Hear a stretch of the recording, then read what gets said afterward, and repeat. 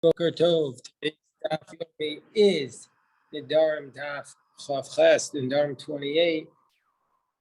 We're going to start on the bottom of Chav Zayin and Beis, where at the Mishnah. The Mishnah tells us, Nedarim, you could take a vow.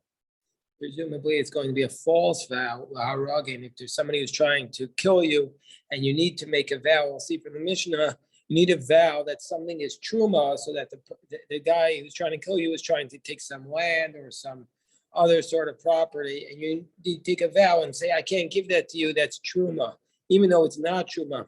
You're making the vow saying it's truma, and we'll see the Gemara is going to say how exactly he makes the vow, but he's basically not telling the truth, and he's doing this just to evade the murderer. Now, why would the murderer care about truma? He's a murderer. Well, we see that many times in life there are people who don't care about a more severe violation of the Torah, but they do care about a minor violation, and so he's not going to want to violate the laws of truma.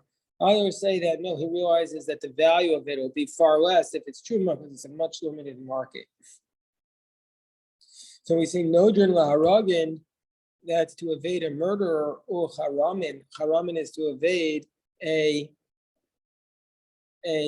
person who's trying to steal your money, or mochsin, and the tax collector. We'll see what kind of tax collector this is before, if anybody will. We don't want anybody leaving the daf shear in the middle and thinking, okay, you're allowed to lie to a tax collector. No. So, spoiler alert, it's under very, very, very limited circumstances, which don't apply today.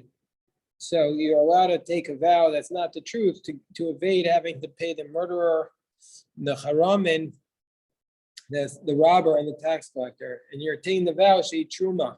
You're taking a vow that thing which he wants from you is actually truma. And afal pi she'eino truma, even though it's not actually truma, nevertheless you're allowed to make the vow. And Mefarish explains that this is a lozu v'afsu k'tarim, that the biggest chiddush here is not only are you allowed to lie to evade a murderer, you're also allowed to lie to evade a robber, and even allowed to lie to evade from a tax collector. So that's what the Mishnah is saying. And you're also allowed to take a vow and say she'ein shel beis hamelach, that this property belongs to the king, even though it doesn't actually belong to the king. Beis Shammai says,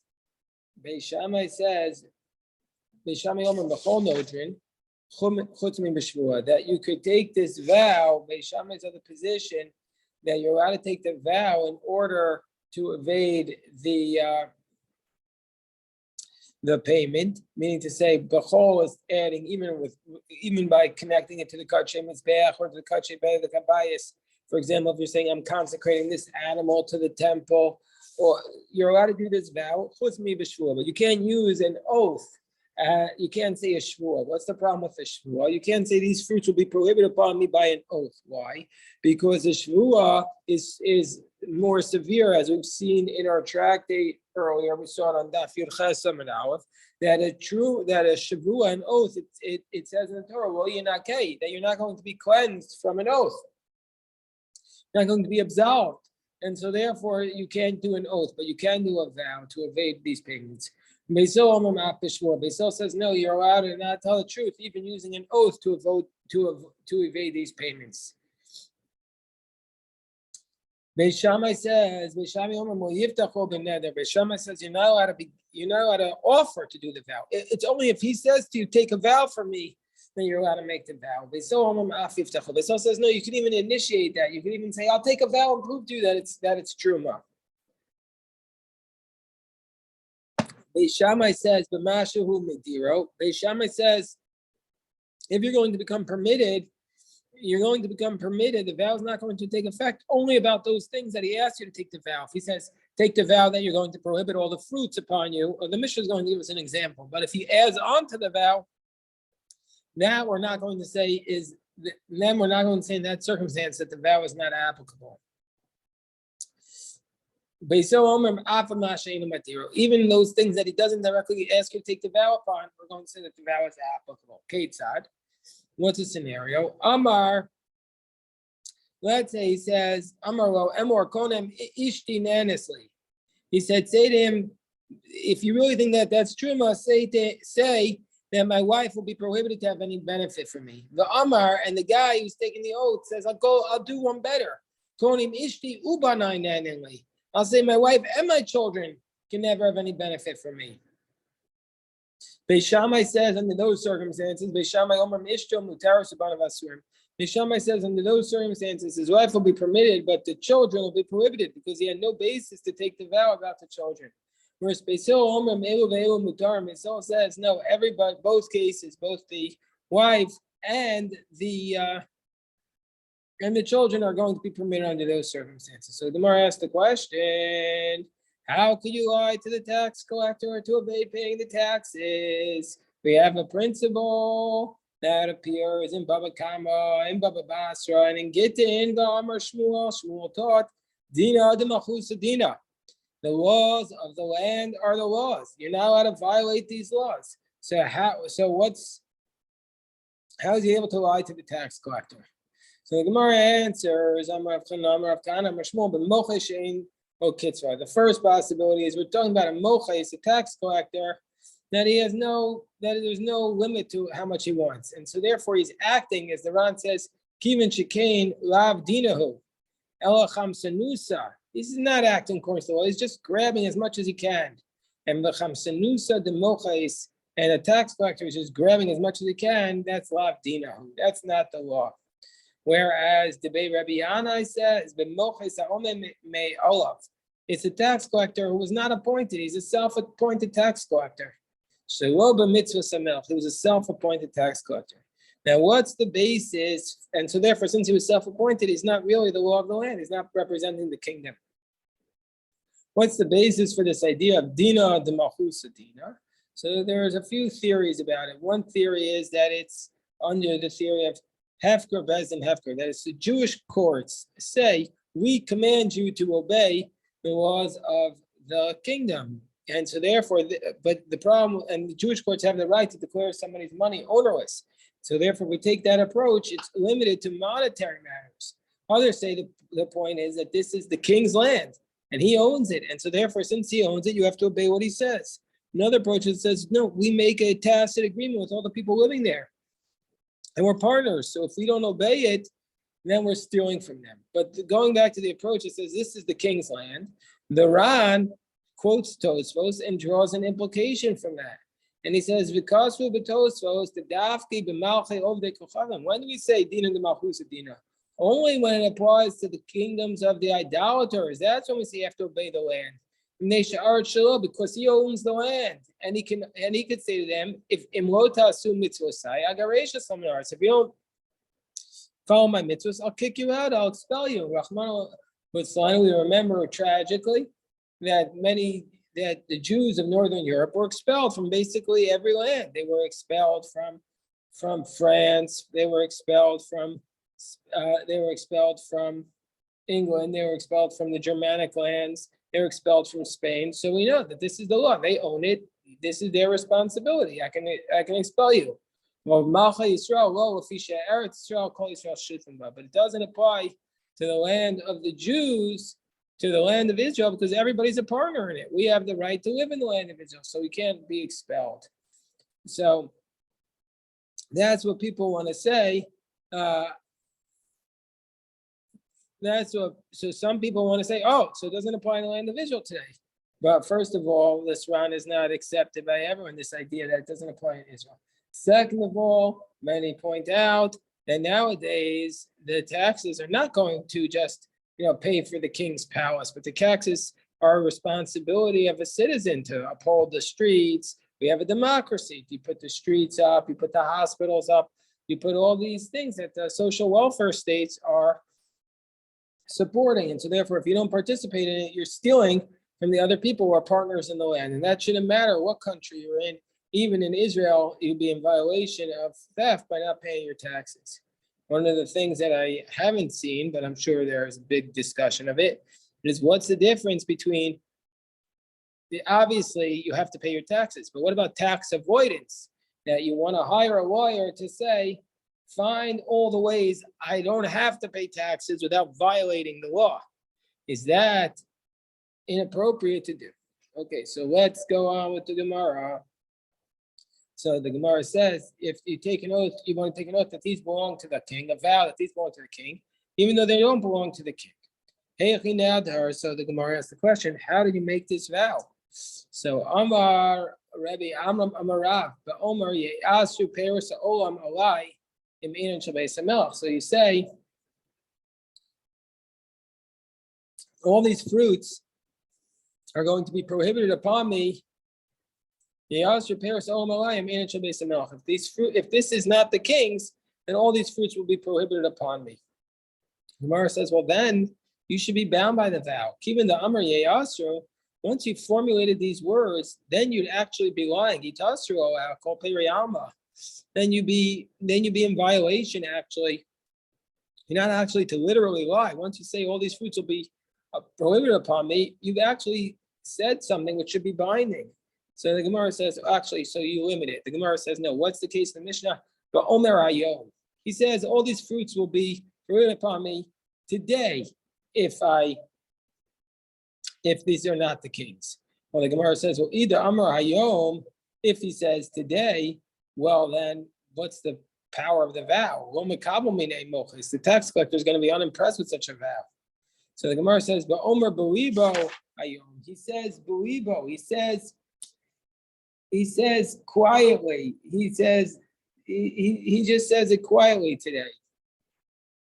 And that's what we're referring to. He says it either in his mind or just very, very mumbles it. So the person doesn't hear him say it. That's how he says it. Motzi b'svasav stam. And out loud, he says, I'm swearing that I'll prohibit all the fruits. And then Belibo, basically, in a way that the other person can't hear, he says today. And that we would have then said, therefore, the sphere line, and even though we have the principle Dvarim Shebelev and Dvarim, even though we have a general principle that we say that words of the heart, words that you don't enunciate clearly are not words. The Gabi Onsin Shani. So with respect to Ones, this case under duress, we have this loophole to allow you to say the vow in a manner in which it's not binding. So then the Gemara says, Beis Shammai Omrim, Beis Shammai said that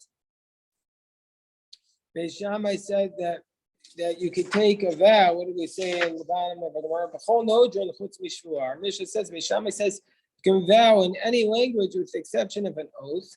And then Beis Shammai says, b'mashu madiro, that you can only vow, according to the exact language that he asks you to. And Beis Hillel says, afa she'ena madiro. Beis Hillel says, even in a circumstance where he doesn't make you take the vow, even in a circumstance where he doesn't make you take the vow, you're allowed to open up and say the vow. So Ketzad, you're allowed to add that. So Ketzad, the Mishnah give an example. Amaro konem ishtinan. If the person is trying to make him take an oath, the tax collector says, take a vow that your wife won't have any benefit from you. Amar konem ishu banai, but he adds on his children to the vow. He says his wife and his children. Beis Shammai Amar Mishra Muteres. Beis Shammai says your wife will be permitted, Ubanav Asurim, but your wife wasn't. Your children, they were not included in this person's request, so therefore they're going to be prohibited. Beis Hillel says both are permitted, both the wife and the children. So Amar Afuna Tana Beis Shammai Omrim, we have a price at the top. Beis Shammai says, "Well, Yiftacho b'Shvuah." Beis Shammai says you can't initiate the conversation. The person who's being oppressed can offer to give an oath. Beis Hillel says you can even offer to give an oath. But Beis Shammai b'Shvuah, so according to that price, Beis Shammai b'Shvuah do yiftach. According to Beis Shammai, with an oath he can't open with. Habaneder, but doesn't that imply that he can initiate it with a Habaneder yiftach, with a vow? He can initiate. But then we learn our Mishnah, Beis Shammai yiftach beneder. Beis Shammai says you can't open up with a vow.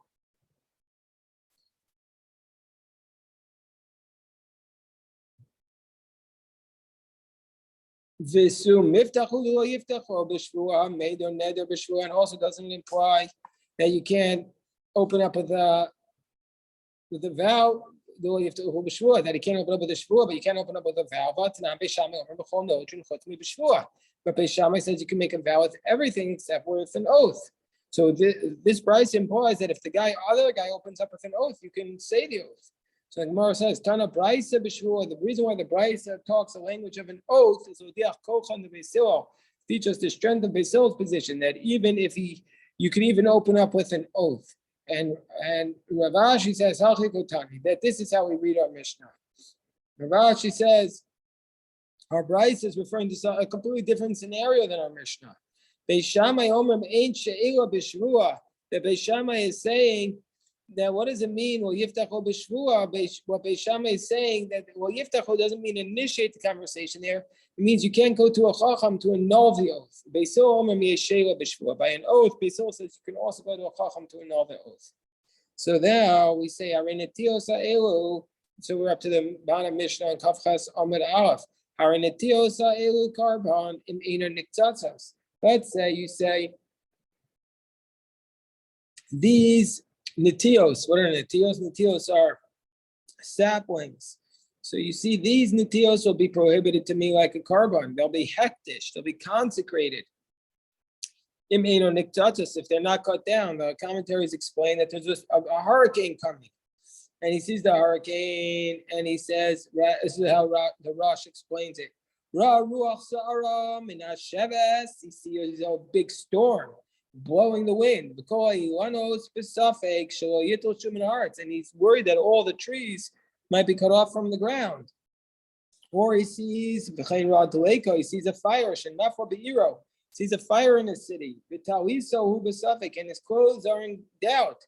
Where they're going to burn.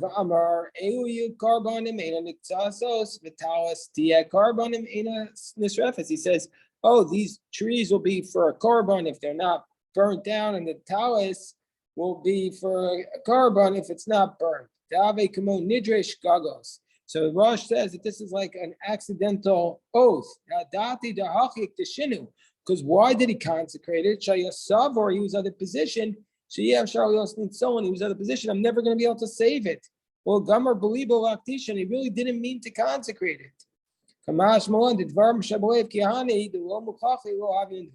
So this is teaching us, our Mishnah is teaching us that these types of Dvarim Shaboev, this type is he really didn't have intent to consecrate under these circumstances. So back to the Mishnah, it says, under those circumstances, you could redeem it. But, and we'll see why he uses the language of pidyon. But if he says, but if you say these saplings will be a carbon until they're cut down, or tawas to carbon achitisarf, you say this clothing will be a carbon until it's burnt, then Mishnah tells us they have no redemption forever, and we'll see what that means. Gemara says, Velisni Kedushos. Why does it say that it has that you can redeem him? Why does it say in our Mishnah Yeshem Pidyon in the case where he says if these trees are not cut down, they're going to be able to redeem them? Why doesn't he use the language of Kedushos, that they're going to be hektish, that they're going to be consecrated? You should use that language. Listen to Kedushos, ain't Kedushos. Why are you using the language of they have Pidyon or they don't have Pidyon?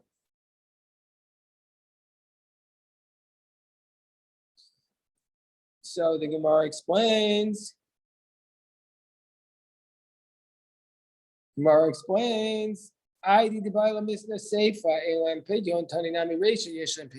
the concluding clause of the Mishnah wants to say that they have no redemption, therefore the uses in the Reisha the language of Yeshlam Pidyon. Gemara says, what is the vow that the person made? Amar Meimar. So how did he consecrate the netios? So a Meimar says that what he said was as follows. But Omer, he says if they're not consecrated, if they're not cut down today, they're going to be consecrated. And the day passed by and they weren't consecrated and they weren't cut down, therefore they're consecrated. So the Gemara says, well,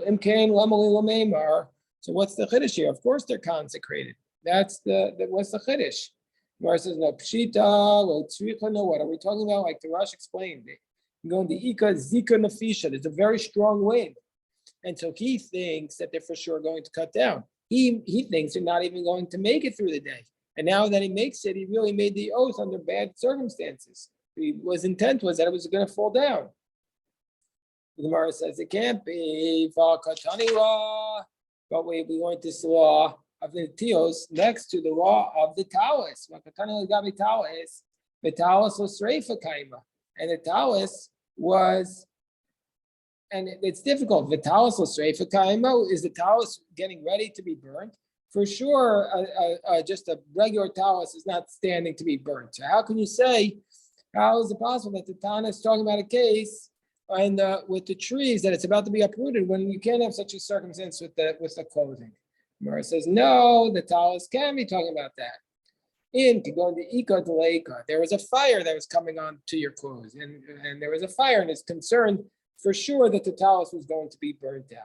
So there's a strong wind. What's the concern? You might have thought the You might have thought